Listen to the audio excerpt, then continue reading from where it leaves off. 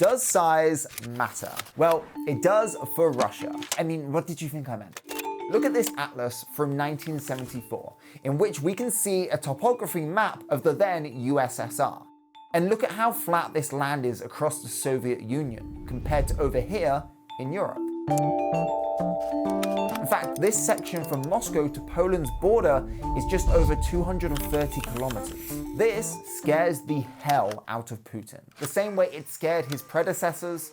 Putin's ideology and political relationship with other countries are almost entirely determined by this landscape, and consequently continues to control the fate of millions of Russians to this day.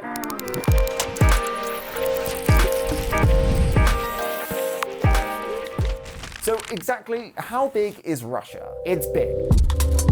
Russia is the largest country in the world.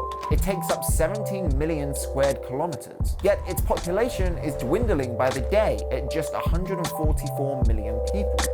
If you do a comparison between countries by landmass, there's clearly no competition between Russia and the others. Even the second largest country, Canada, is only almost half the size of Russia. Russia's landmass has continued to evolve over the years, but its geography remains the same.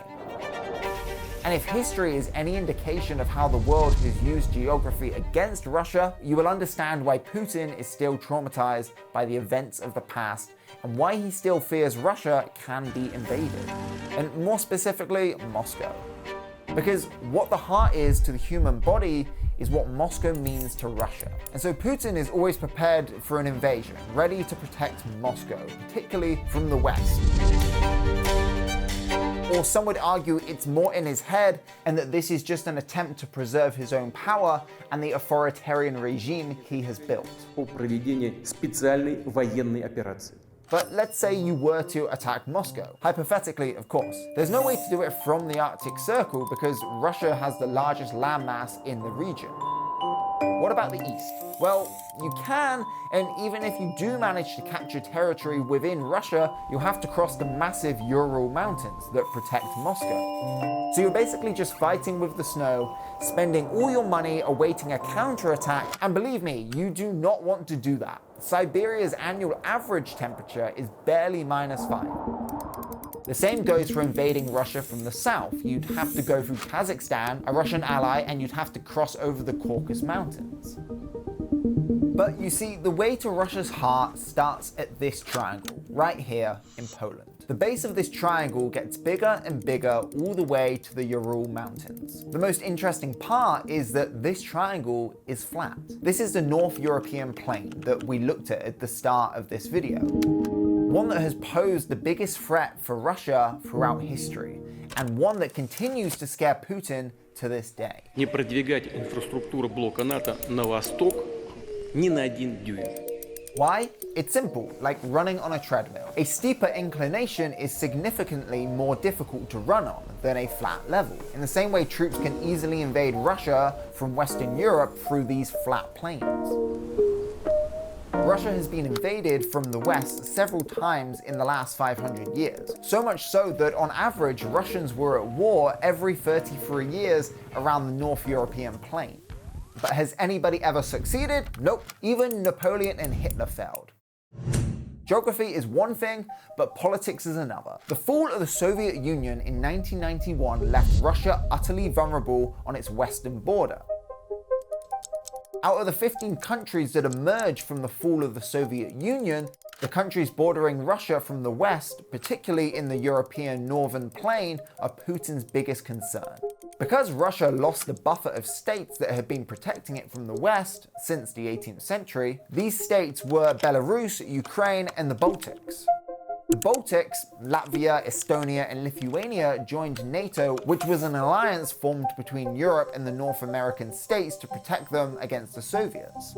Belarus went from a pro-Russian state to a neutral one, but has again shed its neutrality only after showing support to Putin's special operation in the 2022 invasion of Ukraine, allowing Russian forces to cross the Belarus-Ukraine border. and most importantly, Ukraine itself, which has been wanting to break free from the Soviet regime since 1992. And that's why, to this day, Putin has been overcompensating to remain a political superpower in the region. And the breakup of the Soviet Union isn't the only thing that leaves Putin deprived of sleep. There's more. It's the fact that Russia is completely landlocked. It has no direct access to the world's seas, and for that, it needs to maintain a healthy political relationship with its neighbors. But why? He doesn't seem to be doing a good job at it right now. You see, some of the world's richest countries are rich because they have naval and merchant ports with access to the world's oceans. In fact, this is what helped the United States become the first global superpower, like we saw in last week's episode. It's a powerful tool for wealth, one that Russia does not have, despite having a 37,000-kilometer coastline, as it has very few warm water ice-free ports year-round with direct access to the world's seas. The St. Petersburg port on the Baltic Seas freezes up in November until April, leaving it inaccessible for nearly half the year. The Novorossiysk port on the Black Sea is ice-free, but it is too shallow and too small for large-scale cargo operations. The Vladivostok port on the Pacific Ocean freezes in the winter. There's plenty more like these, but the fact that it's covered in ice or is shallow is a smaller problem when compared to the fact that it needs permission from NATO countries or NATO allies to access the world's seas. This is a big problem for Russia.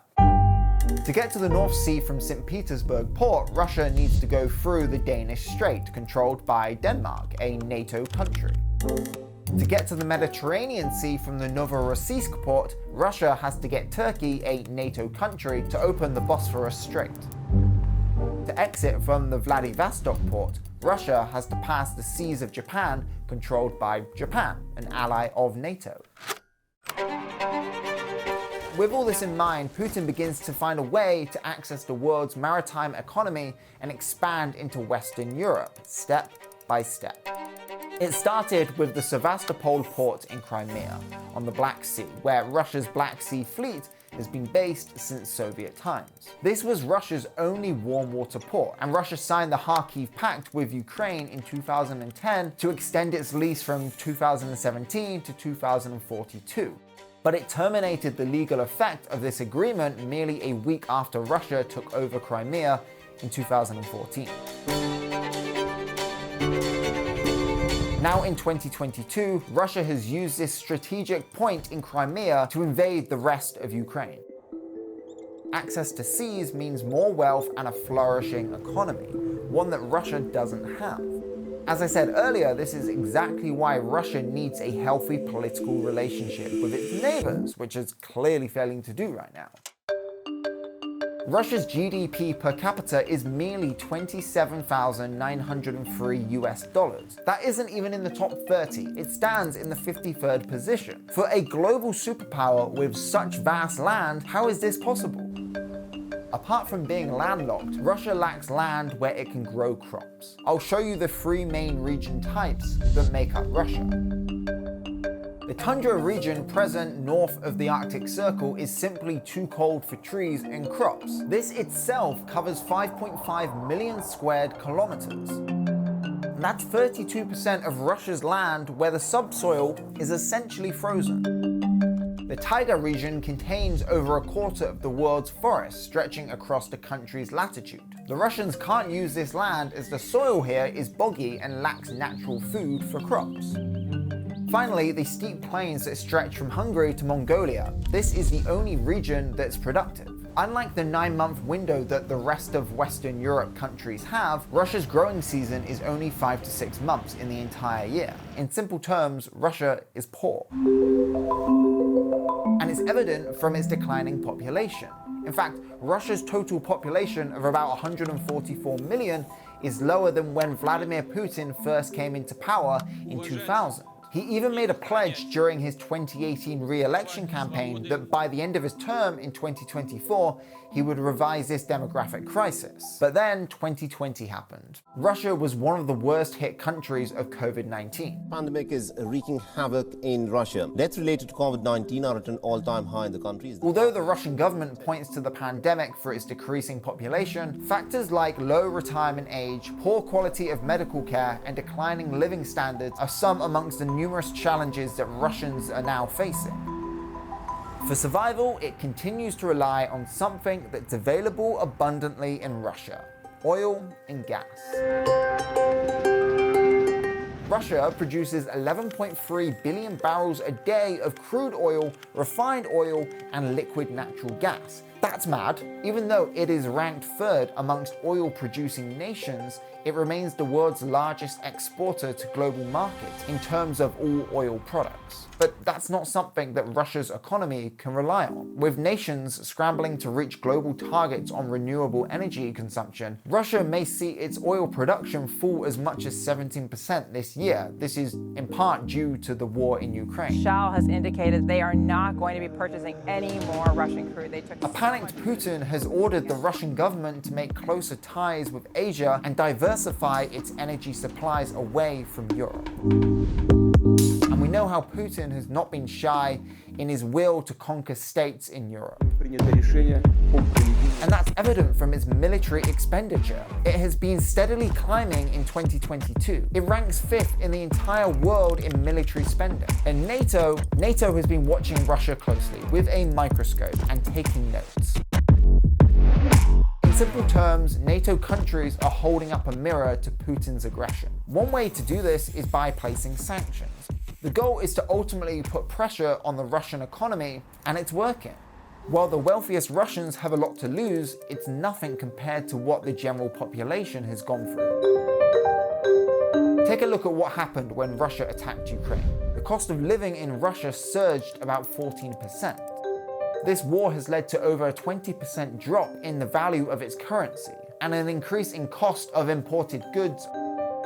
Usually, this is at the point where leaders give up. They step back and put their people first. But Putin? No, of course not. He isn't able to do that because he feels vulnerable. He retaliated to the sanctions imposed by the European Union by cutting off gas delivery to some of its best customers in Europe, like France, Italy, Austria, and Germany. Unfortunately, these countries are forced to fire up coal power stations, which they're hoping will be temporary. And it doesn't stop here.